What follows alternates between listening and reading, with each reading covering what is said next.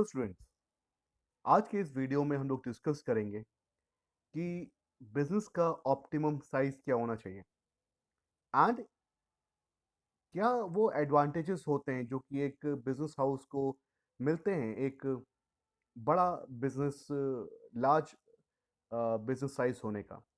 लेकिन उससे पहले it is very important to know what is business unit. जब हम बिजनेस यूनिट की बात करते हैं तो बिजनेस यूनिट एक इंडिपेंडेंट एंटिटी होता है। किसी भी कॉर्पोरेट हाउस के अंदर बहुत सारे बिजनेस यूनिट्स ऑपरेट करते हैं। तो business unit is a independent entity which is involve in the processing of transactions, जो अपने डिसीजंस खुद लेते हैं, अपनी स्ट्रैटेजीज खुद बनाते हैं। बट उनका जो ओवरऑल ऑब्जेक्टिव होता है is to accomplish the objective of the corporate house. तो जो अगर हम इसको कह सकते हैं कि ये एक सबसेट होते हैं जो अपने अकाउंटिंग ट्रांजैक्शंस खुद करते हैं, अपने ऑपरेशनल फंक्शंस खुद मेंटेन करते हैं। They create their own marketing strategies. तो जिस भी अगर हम कॉर्पोरेट हाउस की बात कर रहे हैं उसके अंदर हम बहुत सारे बिजनेसेस की बात करते हैं, तो हर एक बिजनेस अपने आप में एक इंडिपेंडेंट एंटिटी होता है जो अपने ऑब्जेक्टिव्स पूरा करता है अपने लाइन ऑफ एक्शन से, तो उसको हम बिजनेस यूनिट कहते हैं। तो हर एक बिजनेस यूनिट को सक्सेसफुल होने के लिए कुछ बेसिक एलिमेंट्स की ज़रूरत होती है, लाइक कि अगर कोई कंपनी नया प्रोडक्ट लॉन्च कर रही है तो वो जो बिजनेस यूनिट है वो कैसे उस नए प्रोडक्ट को मैनेज करेगी, या यूनिट मैनेजर्स के पास कितनी पावर है, कितने ज़्यादा वो इंडिपेंडेंट हैं अपने डिसीजंस लेने के लिए, या जो कॉर्पोरेट हाउस है या जो अलग अलग बिजनेस यूनिट्स हैं वो आपस में कितनी फैसिलिटीज़ को शेयर कर रहे हैं। तो these are the certain points which should be kept in notice जब हम बात करते हैं कि एक बिजनेस यूनिट कैसे सक्सेसफुल हो सकती है। अब हम बात करते हैं साइज ऑफ बिजनेस यूनिट की।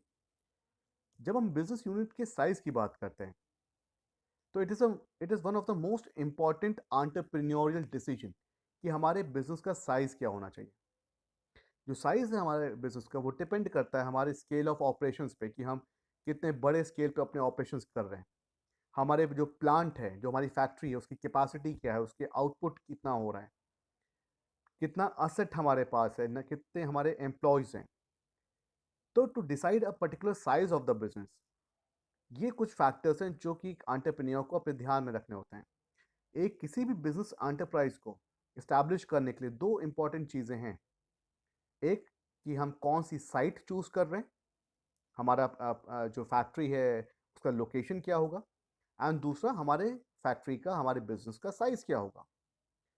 तो size of the firm is the crucial entrepreneurial decision, क्योंकि जो मेन ऑब्जेक्टिव है ऑफ आपके बिजनेस का is to generate maximum profit through maximum production. जितना ज़्यादा आपका प्लांट होगा, जितना लार्जर स्केल में आपके ऑपरेशंस होंगे, उतना ज़्यादा ही आपका प्रॉफिट होगा, उतना ज़्यादा आपका प्रोडक्शन होगा। तो साइज कितना बड़ा है, कितना बड़ा बिजनेस आपका है, डिपेंड करता है आपके ऑपरेशंस पे। तो देयर आर सर्टेन फैक्टर्स जो कि बहुत इंपॉर्टेंट हो जाते हैं अगर आपका बिजनेस साइज बड़ा है। तो अगर आपका जो बिजनेस का साइज वो ऑप्टिमम है या लार्ज स्केल ऑपरेशंस आप कर रहे हो, तो क्या आपको फ़ायदे होते हैं? सबसे पहले हमको टेक्नोलॉजिकल एडवांटेजेस मिल जाते हैं, क्योंकि it is only possible in the large scale operations या लार्ज स्केल बिजनेस हाउसेस, जहाँ पे हम इफेक्टिव डिवीजन ऑफ लेबर कर सकते हैं, इफेक्टिव डिवीजन ऑफ मशीनरी कर सकते हैं। एंड हम अगर मशीनरी को, अगर हम अपने लेबर को इफेक्टिवली अलोकेट कर रहे हैं, तो जो हमारी आइडल कैपेसिटी है किसी भी रिसोर्सेज की, चाहे वो ह्यूमन रिसोर्स हो चाहे वो मशीनरी हो, उनके खाली रहने की जो फ्रीक्वेंसी वो कम हो जाएगी। तो टेक्नोलॉजिकल एडवांटेजेस हमको मिल जाएंगे, मैनेजरियल एडवांटेजेस हमको मिल जाते हैं, लाइक कि जितना बड़ा हमारा ऑर्गेनाइजेशन होगा तो वहाँ पे डिपार्टमेंटलाइजेशन की पॉसिबिलिटी हो जाएगी। अगर अलग अलग डिपार्टमेंट्स होंगे तो हमें अलग अलग डिपार्टमेंट हेड्स रखने पड़ेंगे।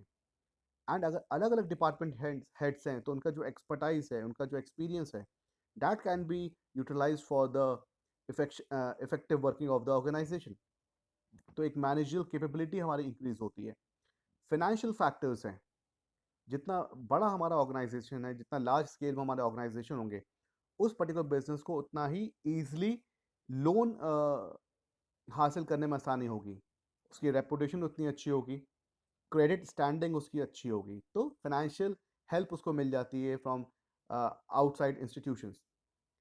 एंड मार्केटिंग अगेन, अगर हम बल्क में चीज़ें बना रहे हैं या बल्क में हम उसको सेल आउट कर रहे हैं, तो हम एक अच्छा प्रॉफिट मार्जिन अपने लिए हासिल कर सकते हैं, तो इकोनॉमीज ऑफ स्केल वहाँ पे जनरेट हो सकता है। तो there are several benefits of a large firm engaged in bulk production. अगर बल्क प्रोडक्शन कर रहे हैं तो इकोनॉमीज ऑफ स्केल जनरेट हो रही है, बल्क में हम सेलिंग करेंगे, we can tap the large organisation जिनको हम अपना बल्क में सामान बेच सकते हैं एंड प्रॉफिट कमा सकते हैं। तो these were certain things that can be achieved when you have a large scale operations. So this is all about this particular video. Thank you.